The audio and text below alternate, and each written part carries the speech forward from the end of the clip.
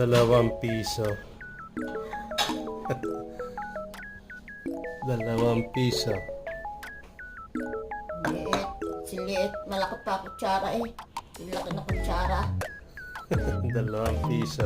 Oh. Anipis. Manipis na. Malalakihan pa kutsara. 30 pesos. Yan. Tsaka masarap talaga ang pandesal sa umaga. Mainit. Nagpalaman ka ng tinapay, ay di ayan, hindi mo na mabiklat. Sa labas mo na ilalagay, tapos ipapatong na ito. Isa pa, yan, ipapatong. Ayan. Yan dating isang pandesal, ngayon 2.